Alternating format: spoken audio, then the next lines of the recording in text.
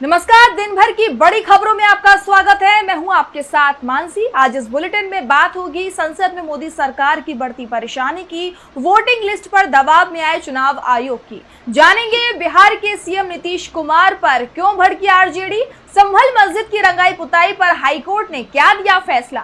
देखेंगे एनसीपी विधायक के बड़े खुलासे को और बुलेटिन के आखिर में बात पाकिस्तान में ट्रेन हाईजैक की। लेकिन दिन भर की तमाम बड़ी खबरों से पहले एक नजर आज की सुर्खियों पर। भाषा विवाद के बीच मद्रास एससी के मदुरै पीठ की अहम टिप्पणी, तमिलनाडु में सरकारी नौकरी के लिए तमिल जरूरी। याचिकाकर्ता ने कहा था बिजली विभाग ने तमिल ना सीख पाने पर निकाला था। अमेरिका के दबाव में 30 दिन की सीज फायर के लिए यूक्रेन राजी। अमेरिकी राष्ट्रपति ट्रंप बोले अब हमें रूस जाना है। रूस ने मॉस्को की शर्तों पर समझौता होने की कही बात। ग्रीनलैंड की जनता का अमेरिकी राष्ट्रपति को कड़ा संदेश। चुनाव में ट्रंप की कट्टर विरोधी मानी जाने वाली डेमोक्रेटिक पार्टी की जीत। ट्रंप की ग्रीनलैंड को हथियाने की धमकी के बीच आए नतीजे। गिरावट के साथ बंद हुआ शेयर बाजार। सेंसेक्स 73 अंकों की गिरावट के साथ 74,030 पर बंद हुआ। निफ्टी 27 अंकों की गिरावट के साथ 22,470 अंक पर हुआ बंद। ये तो थी सुर्खियां। अब बात आज की सबसे बड़ी खबर की। संसद में एक बार फिर मोदी सरकार मुश्किल में दिखाई दे रही है। विपक्ष की तरफ से भाषा विवाद को लेकर पहले ही सरकार को घेरा जा रहा है, तो अब अदानी से जुड़े एक मुद्दे पर विपक्ष ने सरकार से सवाल पूछ लिए हैं। सरकार की तरफ से जो जवाब दिया गया है उससे विपक्ष संतुष्ट नहीं हुआ है। तो क्या है पूरी खबर, आइए जानते हैं इस रिपोर्ट में। संसद के बजट सत्र के दूसरे चरण के तीसरे दिन भी विपक्ष ने सरकार पर जमकर हमला बोला। राज्यसभा और लोकसभा में कई मसलों पर विपक्षी सांसदों ने अपना विरोध जताया। लोकसभा में पवन ऊर्जा के एक प्रोजेक्ट को लेकर भी विपक्ष ने सवाल उठाए और सदन से वॉकआउट किया। इसके साथ ही भाषा विवाद को लेकर केंद्रीय मंत्री धर्मेंद्र प्रधान के तमिलनाडु पर दिए गए बयान को लेकर भी विपक्ष ने तीखे आरोप सरकार पर लगाए और केंद्रीय मंत्री के खिलाफ विशेषाधिकार हनन का प्रस्ताव भी दिया। संसद में अदानी का मुद्दा भी उठा। दरअसल कांग्रेस सांसद ने पवन ऊर्जा के एक प्रोजेक्ट को लेकर सवाल किया, जिस पर केंद्रीय मंत्री ने जवाब दिया तो विपक्ष के सदस्य इससे संतुष्ट नहीं हुए और सरकार पर अदानी के प्रभाव में काम करने का आरोप लगाया। इसके बाद विपक्षी सांसद सदन से वॉकआउट कर गए। राज्यसभा में उपसभापति ने बताया कि उन्हें प्रमोद तिवारी, संजय सिंह, सागरिका घोष और कुछ सदस्यों की तरफ से स्थगन प्रस्ताव के 9 नोटिस मिले हैं। सदस्य परिसीमन और वोटर लिस्ट जैसे मुद्दों पर चर्चा चाहते हैं। हालांकि चेयर ने किसी भी नोटिस को स्वीकार नहीं किया। इस पर भी विपक्ष ने कई सवाल खड़े किए। इसके अलावा लोकसभा में प्रश्नकाल के दौरान अवैध कोयला खनन का मामला उठा। सांसदों ने अपने अपने क्षेत्र में अवैध कोयला खनन को रोकने के लिए सरकार के प्रयासों पर सवाल किए, जिनका केंद्रीय मंत्री जी किशन रेड्डी ने जवाब दिया। वहीं ऑनलाइन जुए का मामला लोकसभा में उठा। यानी बजट सत्र के दूसरे चरण के तीसरे दिन मोदी सरकार के खिलाफ माहौल गरमाया रहा। संसद में तमाम मुद्दों के साथ चुनाव आयोग का मुद्दा भी लगातार उठ रहा है, जिसके चलते चुनाव आयोग भी सक्रिय दिखाई दे रहा है। एक बार फिर चुनाव आयोग की तरफ से राजनीतिक दलों की चिट्ठी लिखकर सुझाव मांगे गए हैं कि देश में चुनाव प्रक्रिया कैसे बेहतर हो। तो आखिर क्यों बैकफुट पर दिखाई दे रहा है चुनाव आयोग, देखिए ये रिपोर्ट। चुनाव आयोग लगातार सवालों के घेरे में है, चाहे लोकसभा का चुनाव हो या विधानसभा का कोई चुनाव। हर चुनाव में विपक्ष ने चुनाव आयोग पर धांधली के कई आरोप लगाए। इसी को लेकर अब चुनाव आयोग ने देश की सभी पार्टियों को एक अहम पत्र लिखकर चुनावी प्रक्रिया को सशक्त और पारदर्शी बनाने के लिए सुझाव मांगे हैं। चुनाव आयोग ने सभी राष्ट्रीय और राज्य स्तरीय पार्टियों से 30 अप्रैल 2025 तक ईआरओ, डीईओ या सीईओ के स्तर पर किसी भी अनसुलझे मुद्दे के लिए सुझाव मांगे हैं। बता दें कि यह पहली बार नहीं है जब आयोग ने ऐसी पहल की हो। पिछले हफ्ते ही ईसीआई सम्मेलन के दौरान मुख्य चुनाव आयुक्त ज्ञानेश कुमार ने सभी राज्यों और केंद्र शासित प्रदेशों के सीईओ, डीईओ और ईआरओएस को राजनीतिक दलों के साथ नियमित बातचीत कराने और ऐसी बैठक कराने की बात कही थी। चुनाव आयुक्त ने कहा था कि इस तरह की बैठकों में अगर कोई सुझाव मिलता है तो उसे तुरंत कानूनी रूप से सख्ती से हल करें और 31 मार्च 2025 तक आयोग को कार्रवाई की रिपोर्ट पेश करें। बताते चले कि चुनावी प्रक्रिया में कई तरह की गड़बड़ियों की शिकायत लेकर इंडिया गठबंधन ने कई बार चुनाव आयोग से मुलाकात की थी। हाल ही में 11 मार्च को भी टीएमसी और बीजू जनता दल सहित तमाम दलों के डेलीगेशन ने चुनाव आयोग से इसी सिलसिले में मुलाकात की थी, जिसके बाद देर रात चुनाव आयोग ने ये चिट्ठी जारी की। विपक्षी दलों का कहना है कि ये महज एक दिखावा है, क्योंकि चुनाव आयोग की निष्पक्षता पहले ही संदेह के घेरे में है। कांग्रेस, टीएमसी, शिवसेना यूबीटी, बीजू जनता दल समेत अन्य विपक्षी दलों ने चुनाव आयोग की चिट्ठी पर सवाल उठा दिए हैं। उनका कहना है कि आयोग ने अब तक सरकार के पक्ष में फैसले लिए हैं और अब सुझाव मांगकर सिर्फ अपनी छवि सुधारने की कोशिश कर रहा है। अब देखना होगा कि चुनाव आयोग की इस पहल का कोई सकारात्मक असर होता है या फिर इसके बाद भी आगे की चुनाव प्रक्रियाओं पर सवाल खड़े होते हैं। विपक्ष के आरोपों के बाद अब चुनाव आयोग भी ये बात मानने लगा है कि कहीं ना कहीं तो कोई गड़बड़ है, उसे सुधारने की कोशिश की जा रही है। वोटिंग लिस्ट को लेकर विपक्ष की चिंता इस समय बिहार चुनाव को लेकर भी दिखाई दे रही है, क्योंकि बिहार में विधानसभा चुनाव इसी साल होने हैं और चुनाव से पहले सत्ताधारी एनडीए और महागठबंधन के बीच तीखा टकराव भी देखने को मिल रहा है। आरजेडी नेता राबड़ी देवी ने तो सीएम नीतीश कुमार पर महिलाओं के अपमान का आरोप तक लगा दिया है। देखिए ये रिपोर्ट। एक बार फिर बिहार विधान परिषद में विवाद देखने को मिला। मुख्यमंत्री नीतीश कुमार और विरोधी दल की नेता राबड़ी देवी के बीच तीखी बहस देखने को मिली। इस दौरान नीतीश कुमार ने एक बार फिर कहा कि उनके पति जेल गए तो पत्नी को सीएम बना दिया। नीतीश के बयान पर राबड़ी देवी भड़क गयी। बाद में उन्होंने सदन के बाहर आकर नीतीश कुमार पर तीखा हमला किया। अनसंट महिलाओं को बीच में बोलते हैं, महिलाओं का अपमान करते हैं। एक नहीं, बिहार के महिला को, बिहार के महिला, पूरा बिहार के महिलाओं को, हमको भी सदन में भी बेइज्जत करते हैं, आरोप लगाते हैं कि पहले 2005 से पहले कोई कपड़ा पहनता था। हम पूछना चाहते हैं नीतीश कुमार से, माननीय प्रधानमंत्री से, कि वो लोग के घर के माँ बहन, बेटी बहन कपड़ा पहनती थी कि नहीं, कि उलंगते रहती थी। यही हम पूछना चाहते हैं सरकार से, भारत सरकार से भी, राज्य सरकार से। बतावे कि 2005 से पहले कपड़ा कोई नहीं पहनता था, कोई काम नहीं हुआ है। हम तो बोला कि फाइल उठा के पुराना देखिए। राबड़ी देवी ने कहा कि नीतीश कुमार बीजेपी के रिमोट से चल रहे हैं, खुद सरकार नहीं चला रहे हैं, बल्कि सारा पावर बीजेपी और आरएसएस को दे दिया है। इसीलिए राज्य में अपराधियों का मनोबल काफी ज्यादा बढ़ गया है। नीतीश कुमार से बिहार नहीं चल रहा है। तो वहीं तेजस्वी यादव ने भी नीतीश पर तीखा हमला किया। तेजस्वी ने कहा कि नीतीश अचेत हो चुके हैं, उन्हें अब त्याग पत्र दे देना चाहिए। पूरा बिहार इस वक्त चिंता कर रहा है कि आखिर सरकार कैसे चल रही है। हम भगवान से कामना करते हैं कि मुख्यमंत्री नीतीश कुमार जल्दी स्वस्थ हों।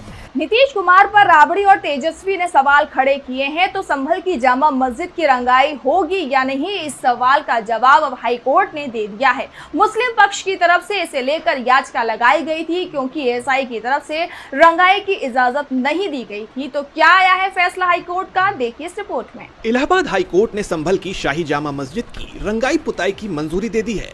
कोर्ट ने एएसआई यानी आर्कियोलॉजिकल सर्वे ऑफ इंडिया से कहा है कि 1 हफ्ते के भीतर मस्जिद की रंगाई पुताई पूरी हो जानी चाहिए। उत्तर प्रदेश के संभल की शाही जामा मस्जिद की रंगाई पुताई की मांग से जुड़ी याचिका पर इलाहाबाद हाईकोर्ट ने सुनवाई करते हुए ये मंजूरी दी। अब हाईकोर्ट ने एएसआई को 1 हफ्ते के भीतर मस्जिद की रंगाई पुताई कराने का आदेश दे दिया है।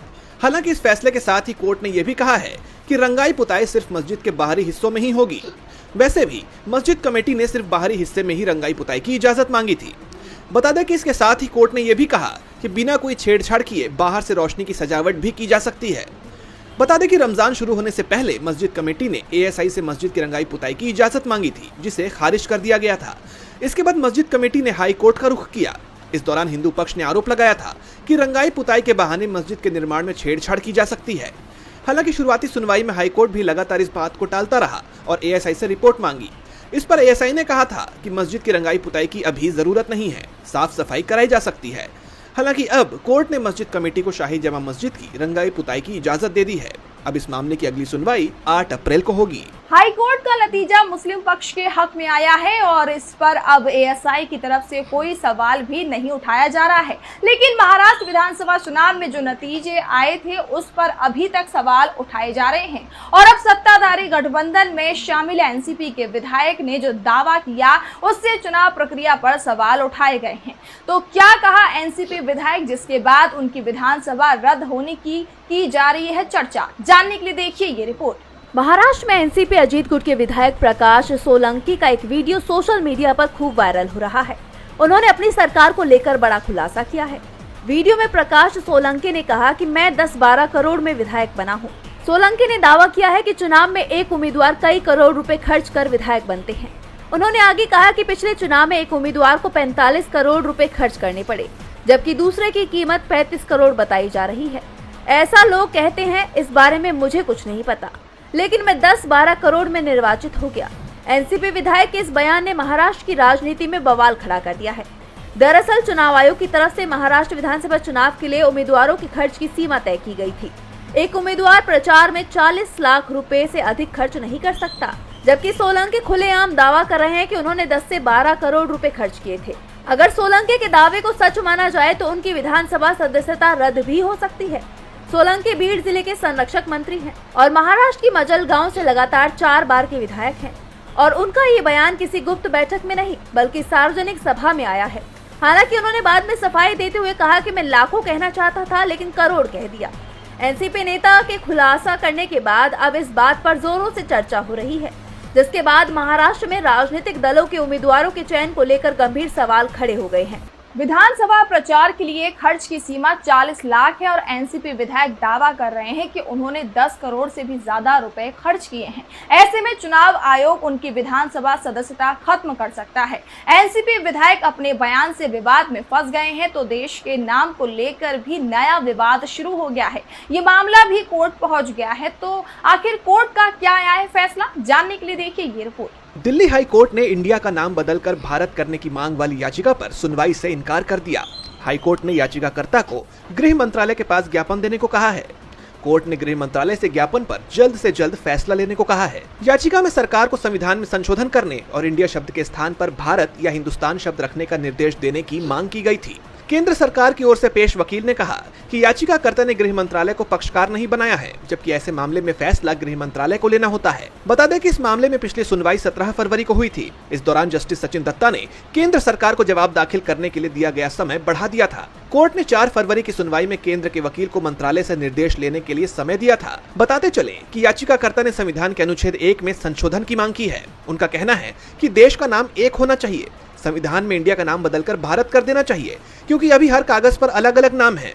आधार कार्ड पर भारत सरकार लिखा है, ड्राइविंग लाइसेंस पर यूनियन ऑफ इंडिया लिखा है, पासपोर्ट पर रिपब्लिक ऑफ इंडिया लिखा है। इससे कंफ्यूजन पैदा होता है। और बुलेटिन के आखिर में बात पाकिस्तान में ट्रेन हाईजैक की। पाकिस्तान में ट्रेन हाईजैक की खबर ने पूरी दुनिया को टेंशन में डाल दिया है। बलूच लिबरेशन आर्मी ने पहाड़ी इलाके में ट्रेन पर हमला कर दिया और उसमें सवार यात्रियों को बंधक बना लिया। पूरी रात पाकिस्तानी सेना और बलूच विद्रोहियों के बीच गोलीबारी हुई, लेकिन अब तक सेना को सफलता नहीं मिली। इस बीच बलूच आर्मी ने पाकिस्तान और चीन को बड़ी चेतावनी दे दी है। तो इस घटना के क्या है मौजूदा हालात, जानने के लिए देखिए ये रिपोर्ट। पाकिस्तान में बलूच लिबरेशन आर्मी ने बीते दिन जाफर एक्सप्रेस नामक ट्रेन को हाईजैक कर लिया।